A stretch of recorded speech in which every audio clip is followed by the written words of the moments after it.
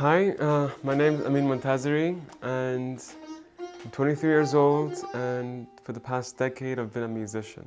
So I'm a fifth year student in kinesiology at the University of Manitoba in Winnipeg. But the fact is, everything or so much of that I've accomplished has been because of music. Music has been part of in my ears since I was growing up in my grandparents' and parents' house. And because of my culture, because of my Iranian or Persian background, it's something that we always it's always in our house and something that we come up with. And when you talk to any Persian or any Iranian, one thing that always comes up is poetry.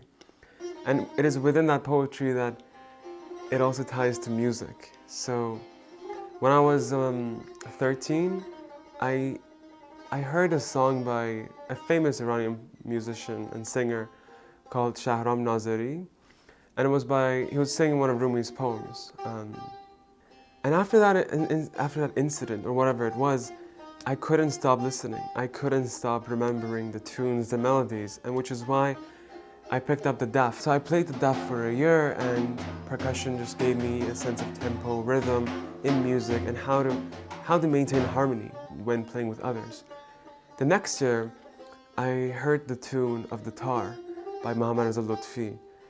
And instantly, I went back to where I was a year ago, and I just couldn't let this feeling go. So I convinced my mom and my dad, but afterward, they got me a tar, and that was almost 9 years ago. And today, so much that I've gone through, accomplished, felt, and connected with people has been because of playing the tar, playing the daf, and other instruments. But these two are my specialties, I'd say.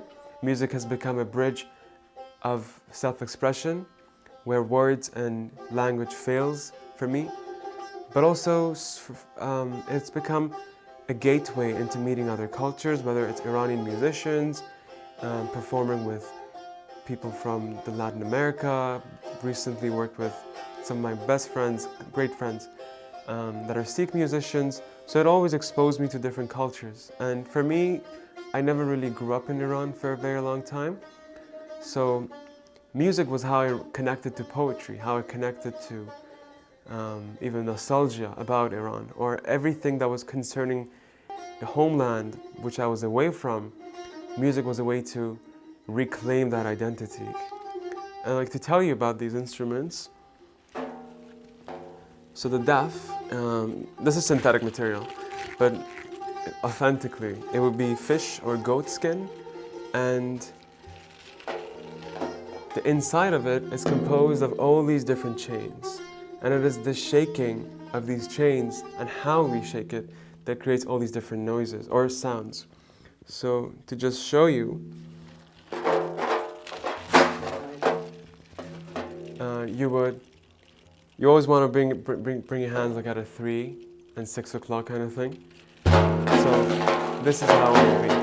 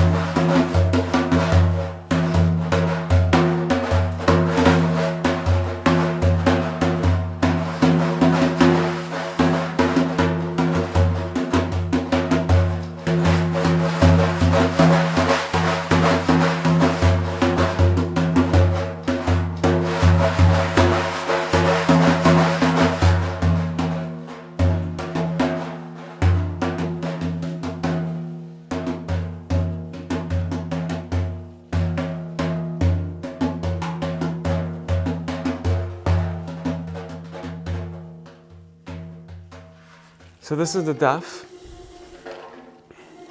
and to tell you about the tar, which is, this tar has been with me for 3 years, but it's my third one yet. One thing I'd like to mention is the tar, the daf, other instruments, the kamancha.